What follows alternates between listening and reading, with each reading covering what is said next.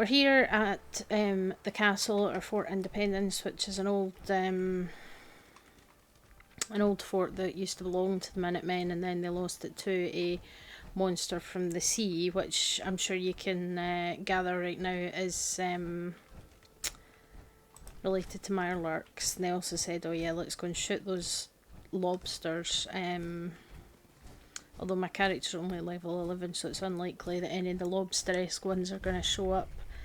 But as I wanted to talk about, so you can kind of see, you can see there. Yep, there it goes.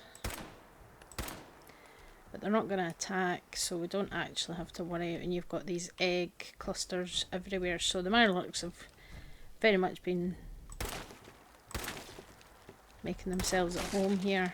And one thing about the eggs is that some of them will hatch. So you've got these tiny little guys. They have kind of lobstery tails and little pincers. So these are the kind of hatchlings. And then, yeah, soft shell Mirelurks. So you do see this in real life with the horseshoe crabs as well. They often end up with like barnacles and things stuck to their shells. And then this one's a kind of standard Mirelurk, so it's slightly different colour. But there's all these eggs hatching and hatchlings coming out to attack us. Ah!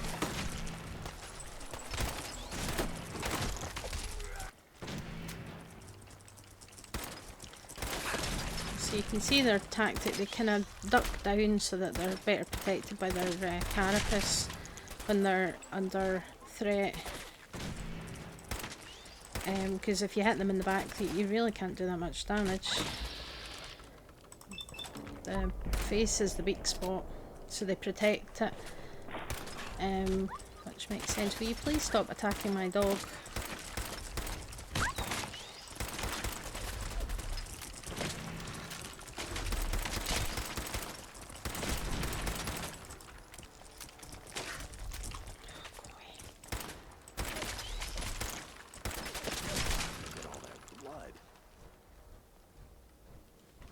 Oh, dog mate. Here you go.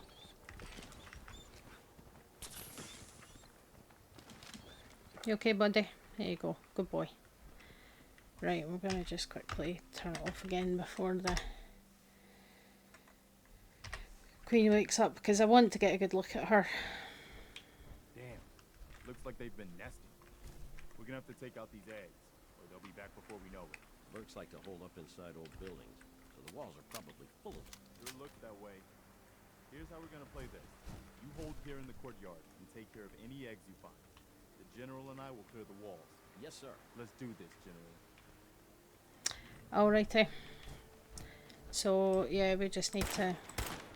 You can pick up some of the eggs, but if you get too close to them, they will often start to hatch. Who is pushing me? Preston, what are you doing? But yeah, so basically, if there's a threat, they can kind of hear it inside the eggs, and they get involved and they hatch out and things. So it's really quite interesting behaviour. Ah, there she is. Yep, so that's the reason that we came here, mainly.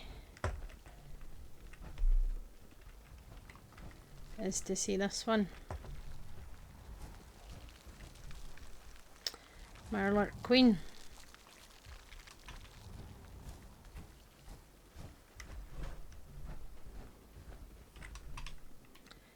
So we might need to actually put the AI back on.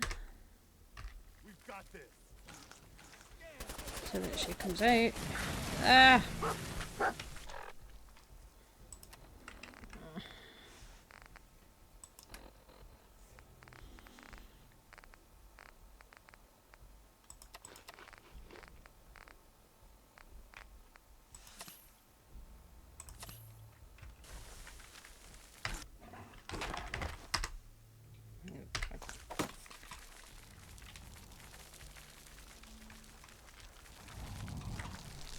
There she is.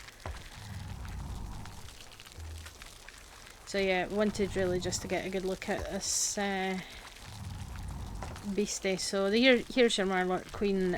So you can see that she's obviously massively changed and mutated. She's got serrated claws and then some extra ones, and she's got these acid spouts, so she spits this horrible acid that really does a lot of damage. And she's got 8 legs. Oh, for goodness sake, out of the way.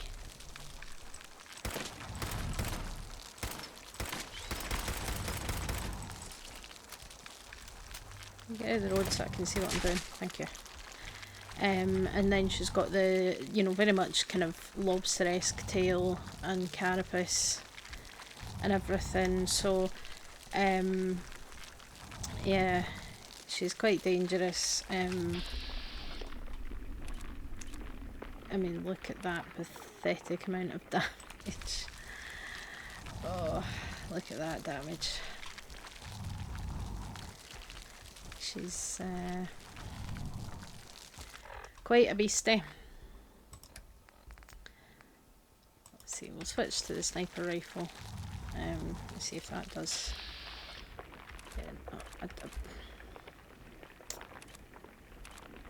Yeah, I mean, even then, like, the amount of damage and the spouts, if you damage them, you can do a lot to her. But she really doesn't have much.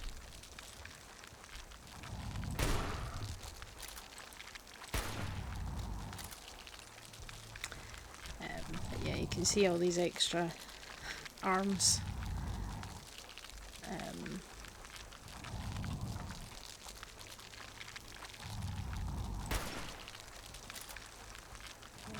Damage to this.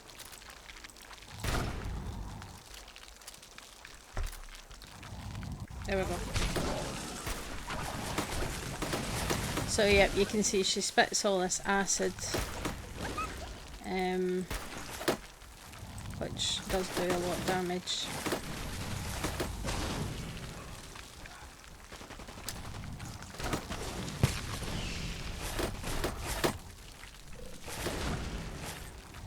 And it leaves like puddles of acid that do damage if you, oh dear, man, man's dead.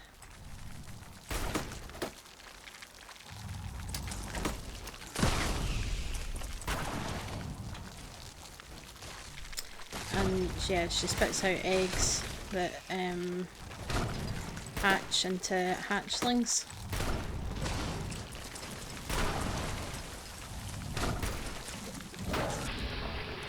Let's see if we can.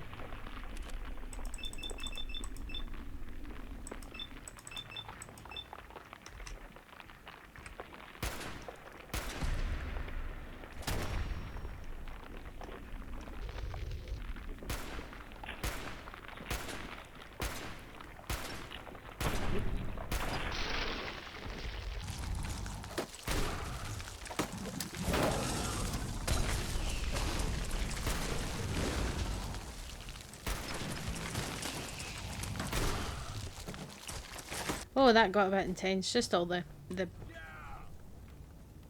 babies. Huh.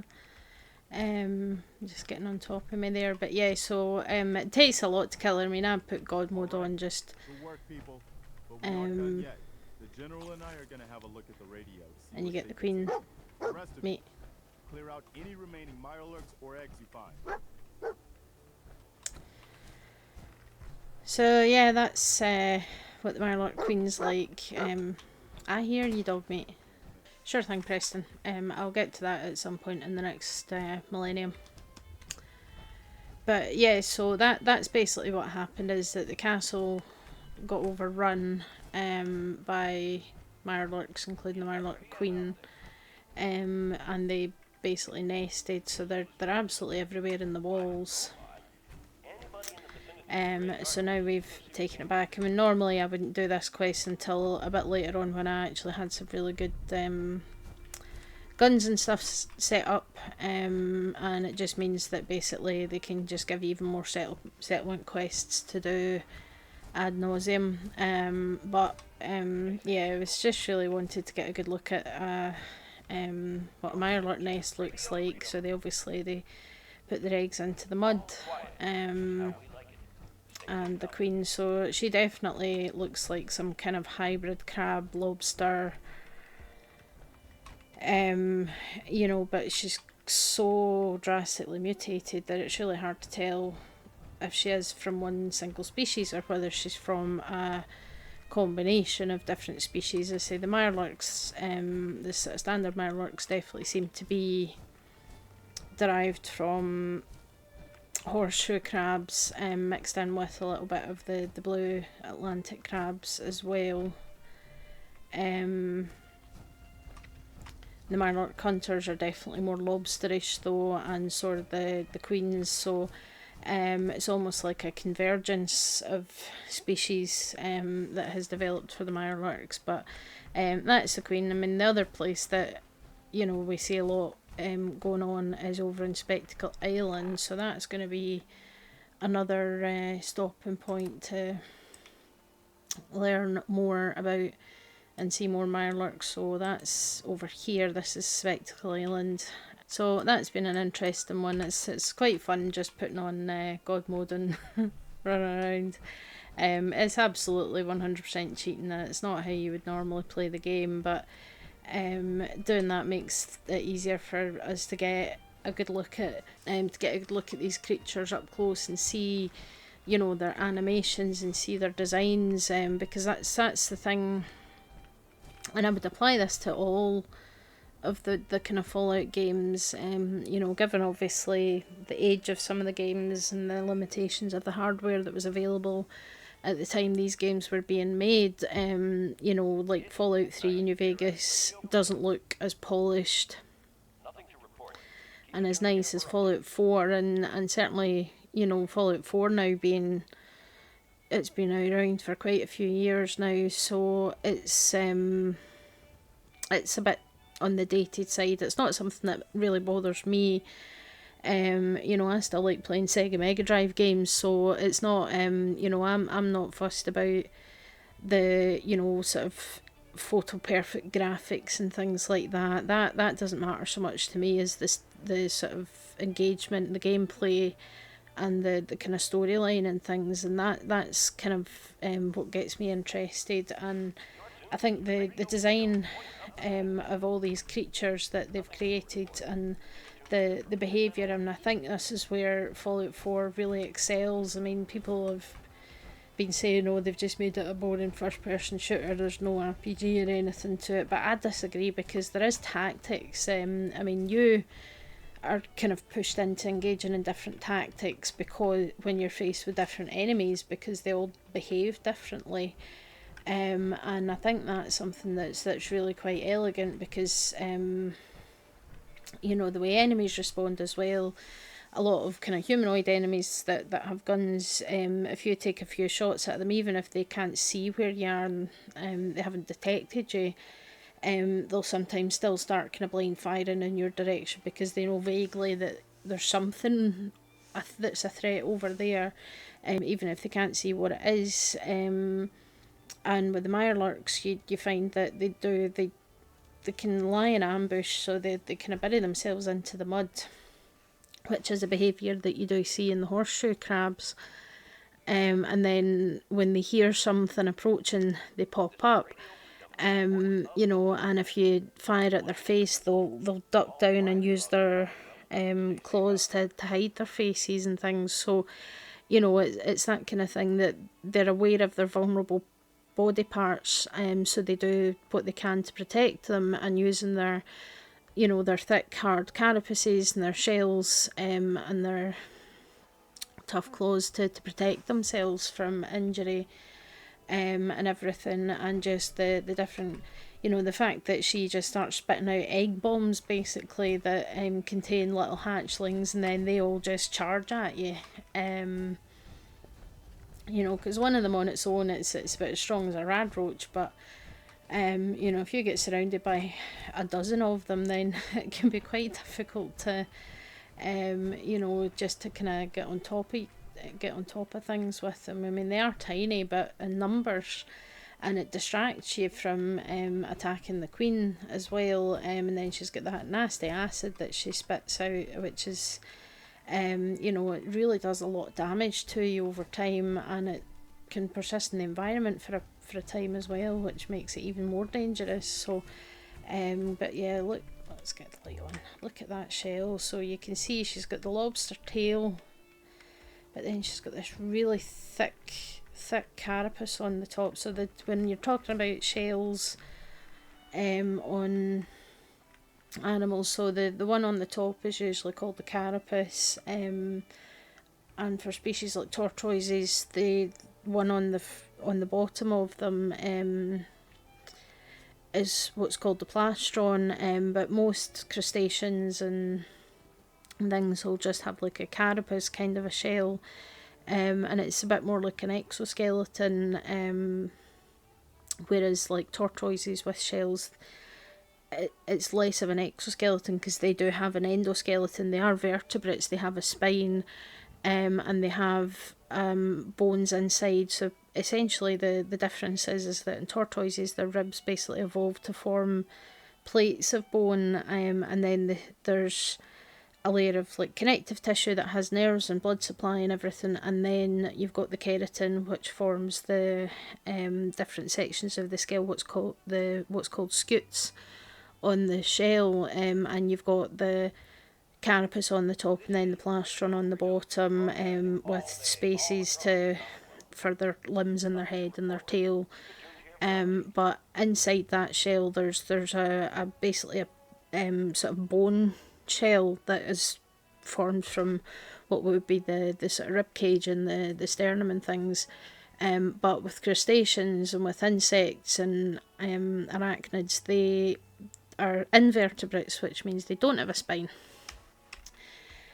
So they produce an exoskeleton, so it's a tougher outer layer of chitin, which is made up of keratin and I think other things as well. Keratin being the protein that makes up the kind of external skin, hair. So, you know, skin, hair, nails are all made of keratin, and all mammals and these guys as well. It's kind of a similar sort of thing, but it can be really, really quite thick and tough, and you can see, you know, it's all spiky and things. It's quite amazing stuff. But you know, definitely looking at the kind of anatomy of this queen, she's definitely got a bit of a combination going on, I would say, of crabs. You know, that shell's very reminiscent of the Atlantic blue crab. The tail is very lobster-like, so it does seem to me that she's kind of a mixture of all of them that's kind of evolved, and that would explain why, you know, when you find a group of Mirelurks like this, that you'll have some that are the crab-like ones, some that are the lobster-like ones, and then you've got the Mirelurk kings, which we'll get to, and they look like, to me, they look like kind of newts. They're definitely more on the kind of amphibian side than on the you know, sort of crustacean side. So it's kind of an interesting thing that they get lumped in with the Mirelurks as a group, but because they do seem to kind of cohabit and they're found together quite a lot, that kind of makes sense. And they are more reminiscent of the Fallout 3 New Vegas lurks, but that are supposedly based on like snapping turtles, which are reptiles. So it's all a bit of a kind of amalgamation, but I do think that the design and things, I mean, it's absolutely grotesque with this one yellow eye and these like spouts that are dripping acid and things. It's horrible, it's disgusting, but you know, it's the kind of thing that once you've played this game for a few hours and you've done this quest, and then you go somewhere else and you hear that noise and you know that there's a Mirelurk Queen coming, it's just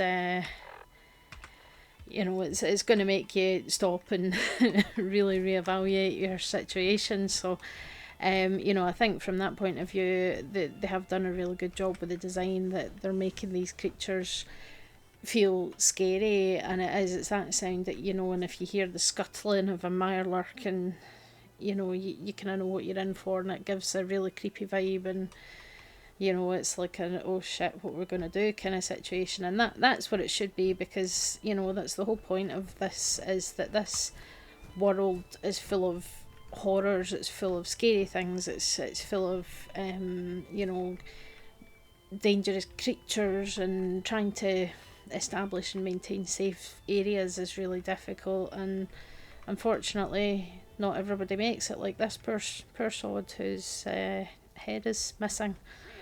So you know, that's a shame,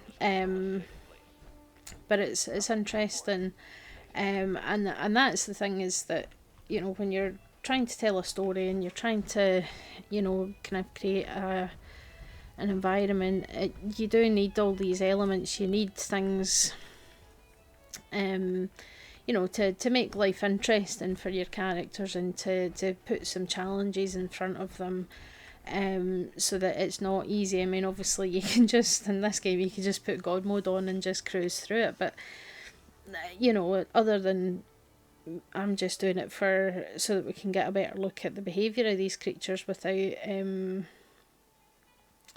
you know, dying, basically, because I'm too busy looking at them and examining their anatomy to fight them and things. But you know, for your average player, it's keeping things interesting and challenging, and I think this is something that Fallout 4 does really, really well with all their creatures and their enemies, because there's so much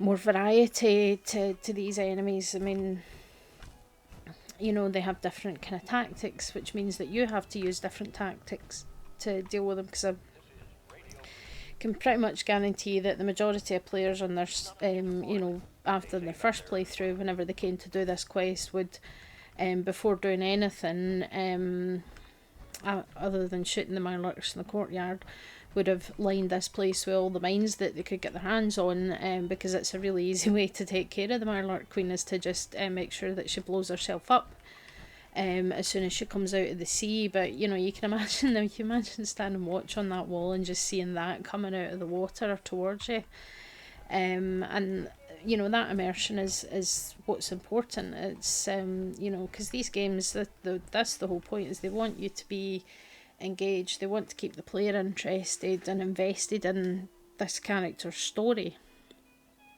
and that means, you know, putting challenges in front of you. And I think in terms of the creatures and the enemies, it's something that Fallout 4 does get very, very right. You know, I think it's fascinating. You know, you've got the super mutant suiciders, and you hear that beep and you just know. You know, and the fact that, you know, you have to come up with different tactics for dealing with different enemies based on your skill point, you know, your skill distribution, what perks you've taken, what weapons you're using. You know, if you want to do, you know, sneaky sniper, you've got silenced scoped rifle and you take everything out from a distance, or are you gonna invest in unarmed and melee weapons and just charge into the fray screaming and swinging a baseball bat around?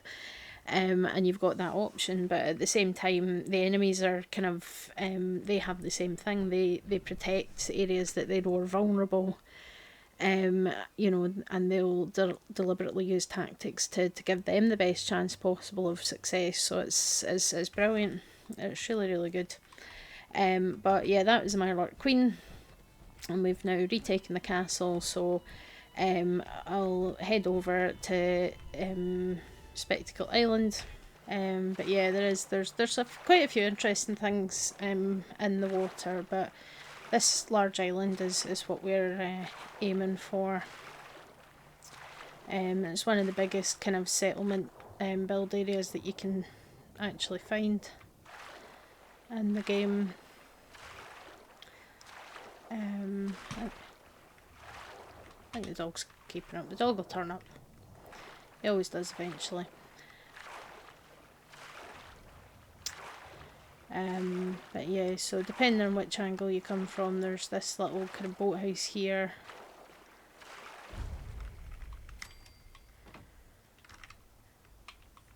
With some lobster traps in it. And corn, that'll be convenient. We've got a wrecked house with a porch swing. Dead settler, so obviously somebody's tried to settle this location before we get here. But yeah, there's like a workshop.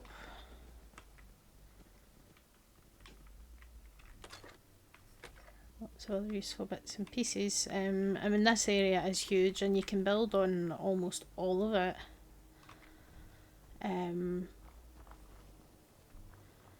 Which is quite impressive, and you can have your own private beach. The shipping containers from this, obviously, there we go. So yeah, we'll get ourselves a Mirelurk hunter. These guys are definitely more on the kind of lobster variety than you're just a standard Mirelurk, but you can see there's stuff like stuck to their shells, and this happens to the horseshoe crabs as well. Is that they acquire barnacles and things on their shells. So yeah, there's some vault-tech stuff here. The ship itself is quite interesting. I'll see if I can remember where it is. Oh yeah, there's a Mirelurk sitting on that shipping container over there. Mirelurks will pop up around the edge of the island, so they've obviously... Oh, there we go. There's a Mirelurk King. First time I've seen a proper one of you, and yeah, they can turn invisible. So yeah, these guys are very different design. Yeah, and the coloration's wild as well, and the ability to be invisible. So, yep, interesting. We head up here, so there's a few ruined buildings. There's some wild corn tractor.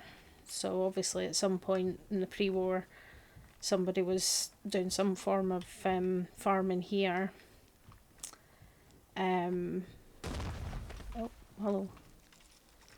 There's a razor claw. So yeah, these guys have like the spikes on their carapaces, similar to what you see with the Mirelurk hunters in sort of Fallout 3. They've got some kelp, seaweed and barnacles and rocks and things stuck to their shells as well. So yeah, very creepy looking. But yeah, if we come up here, we've got a switch and we've got the workshop and things, but we can't use the workshop yet. But there's a note here. Signal checklist. Make sure wires to the generator are all connected properly. Last thing we need is another short blowing out the generator. Randy.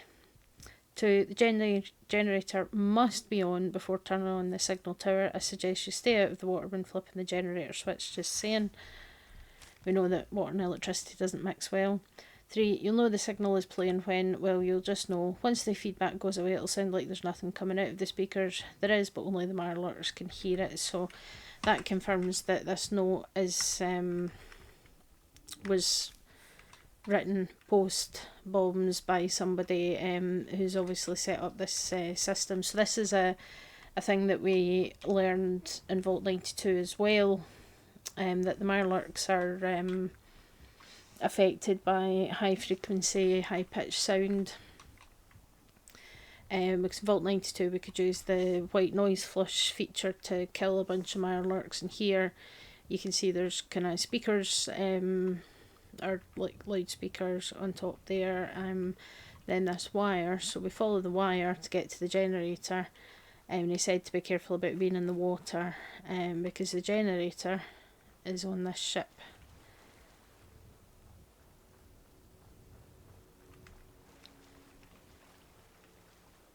So we can make our way over to this this ship.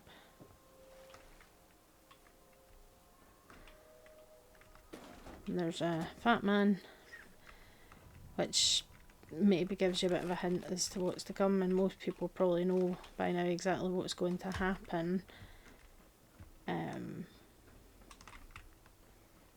when we flip that switch. But before we do that, so interesting to note, there's a steamer trunk here with some good bits and pieces.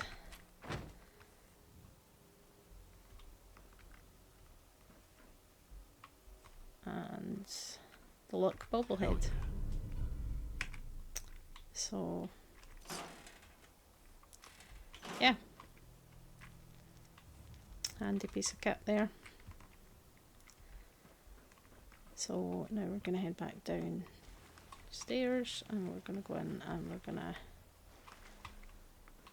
turn on this generator.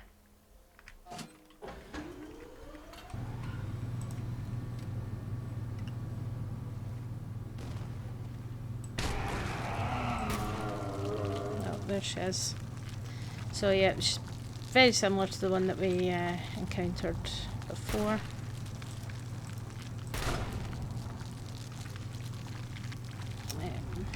Actually, what have we got? We've got all these grenades.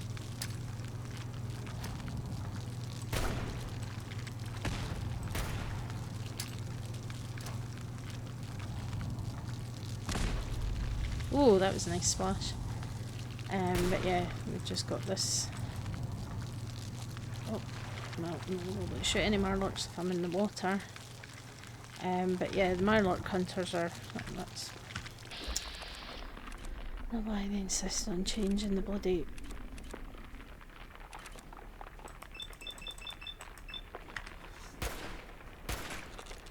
Yeah, so just like before, the Mirelurks, their head is the weak spot, but you notice how after getting a few shots in there, this one covered its face with its claws. So again, it's something that I think Fallout 4 just doesn't get the credit it should for. This is the, you know, the enemy designs, the fact that, I mean, okay, they did use mostly the same enemies that existed in the previous games, but they've really, really done such a good thing for the design of the enemies, you know, and the variety, and the fact that these enemies, you know, they react in different ways. There's different tactics involved in fighting them. You know, you have to kind of do different things in order to succeed. And you know, it's coming up with some kind of strategy for how you're gonna deal with the different enemy types and things. So this is how you claim Spectacle Island anyway. So you have to switch on the generator in the boat, which upsets her. So the Mirelurk Queen, you have to fight her and her assembled minions, which is obviously normally a lot more difficult than that, because you know, it's I say I'm just cheating to make the exploration easier. It's but yeah, so you do that, and then you follow the cable back up the hill to the little shack where the loudspeakers are. And so it's one thing that you'll see if you don't kill all the Mirelurks. So you see there's a razor claw one there, so there's another one just popped out. So now we go up here and we flip this switch, and yep, you see them all popping up. There's loads of them.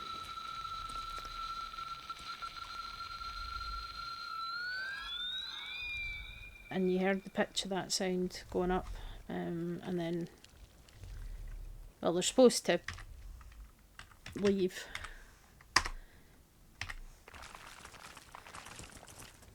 And say now they leave, yeah, it's, obviously that must be part of their combat AI, but you can see them all just wandering off You can still fight them if you really want to, but this basically this sound they don't like, so they disappear. Turn it off because dog mate's gone off chasing them. But yeah, so that's kind of what you do to keep the Mirelurks away. And then once you've done that, now you have this massive isle. Why are you still here? Oh, you know what? While I've got you here, actually, let's just get a good look at you. But yeah, so Spectacle Island's definitely the place to come if you're looking for a good variety of Mirelurks to meet, because it's guaranteed to have at least a couple of, you know, kind of higher level ones like Razor Claws and Kings and Hunters. And obviously you have to do battle with the Mirelurk Queen in order to have this place as a settlement of your very own. But it just, again, it's showing that the noise, the high-pitched kind of high-frequency noise obviously isn't good for them, and that drives them away and pushes them all to leave. So that pretty much covers the Mirelurk Queens and the hatchlings and the issues that you can run across in the Commonwealth with these beasts. So the final part of the Mirelurk series next week is going to be looking at the variants that have been affected by Nuka-Cola Quantum, the Nuka-Lurks, which you find in Fallout 3 and you also find in the World of Refreshment and Nuka World in Fallout 4, so we'll be taking a look at them. But until then, thanks for listening, thanks for watching, and I'll see you all next time. Bye!